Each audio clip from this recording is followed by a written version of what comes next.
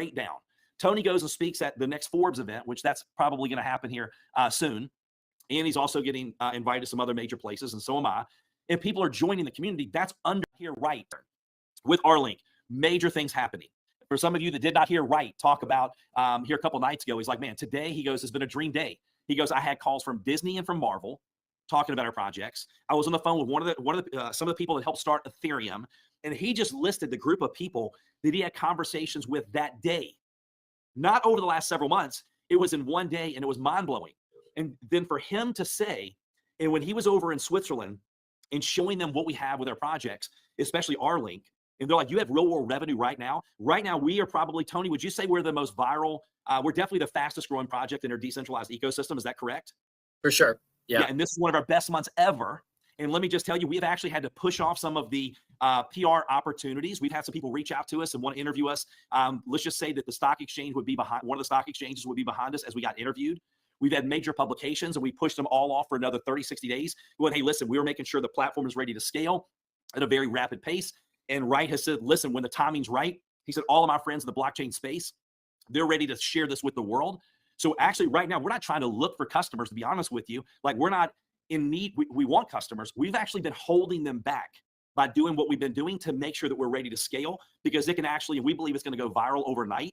And we know that just from the group that's on here right now, if no one else jumped in to the community, I'm looking at some of the people. Some of you have built organizations of 1 million people. I know one couple built a 3 million person organization. I know Tony's built a 1 million person organization. I've built organizations all over the world. That's just the group that's on here right now. There's a lot of you, like, I don't even know your background. So we know that we're going to be able to add a lot of people. And thanks to all of you, this is one of our biggest months ever. And when Wright was sharing with us, he showed us some charts. He didn't want us to show them outside, but we looked at, for example, Gala Games. And he goes, listen, people think that Gala was a success. It was a big success, but it was also a lot of failures. Like, they made a lot of mistakes. But the great thing is, what happens when you have mistakes? You learn from them. So not only is technology better, developers better, the timing is better. I was listening to a big crypto influencer last night, one of the biggest out there, and they go, listen, this is not a regular bull cycle. This is what we call a super cycle.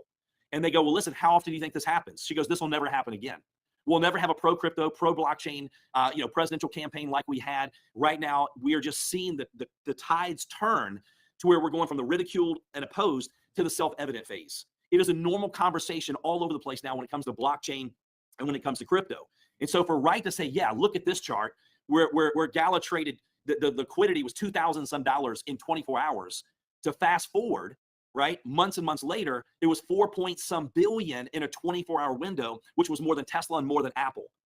And he believes that between now and next Christmas, we're never going to get this time back.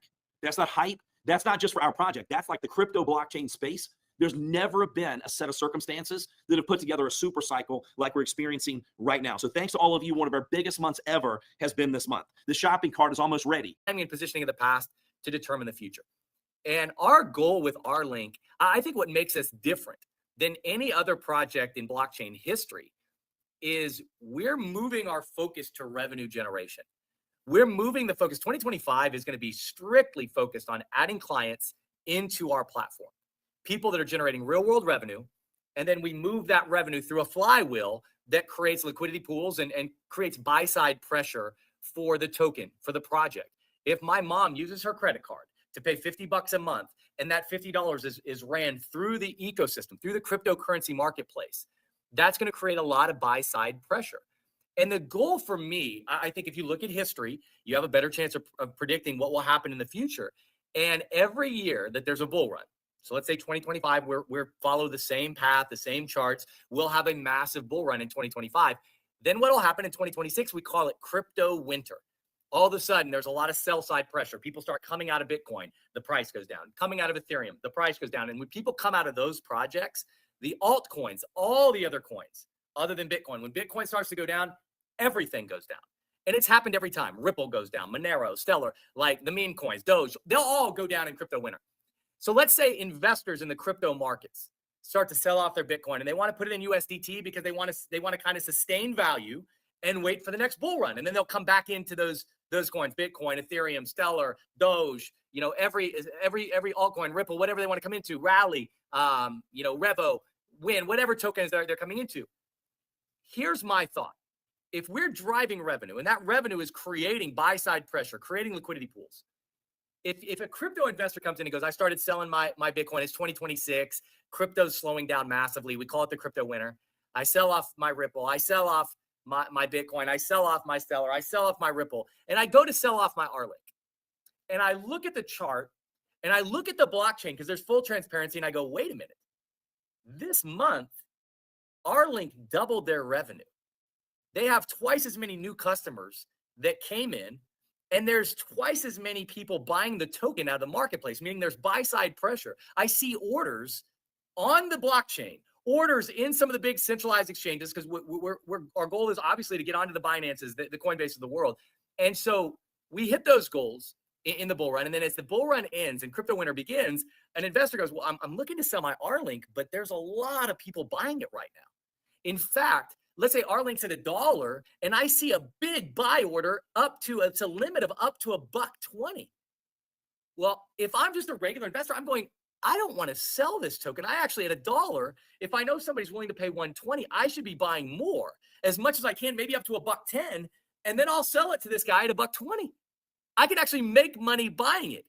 And imagine something like CoinMarketCap has every token in red, every token going down, other than, let's say, a project like Rlink is in green.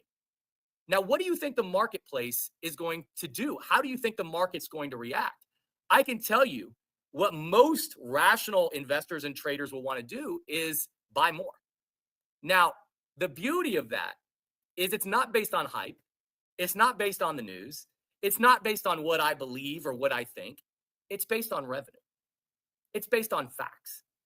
And so we have the opportunity, in my opinion, again, I always tell people I never have a crystal ball, but I can tell you this. I've built several companies that have generated billions of dollars in revenue. I think this will be one of the easiest paths to $1 billion plus in revenue I've ever taken.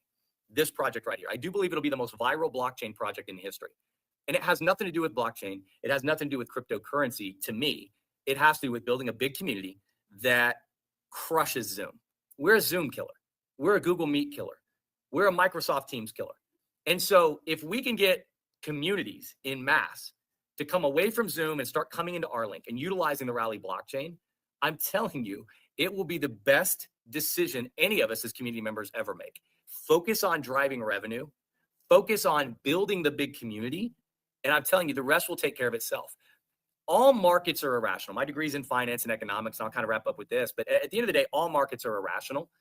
And blockchain-based projects, cryptocurrency markets are far more irrational than traditional markets.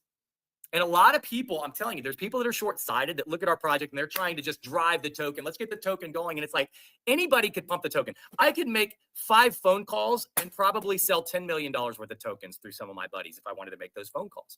And you know what would happen? The token price would go up, but it wouldn't be based on anything real. It would be based on hype. It would be based on some people pumping the token. But if we generate revenue and then I make those phone calls, and trust me, I'll make phone calls, those people will be coming into the project because there's users, because there's real utility. And it's one of the first times in the history of blockchain that there's real utility. And when I talk about irrational markets, there were days where Gala, the market cap for Gala Games was higher than Tesla's. Now, rationally, that doesn't make any sense. There's no logic. Like there's no way it should have had a market cap higher than Tesla's. But that's irrelevant. The only thing that matters is it did have a higher market cap than Tesla's. It had a certain amount of tokens on the market. They were selling for a certain price, and there was $3 to $4 billion a day going in buying that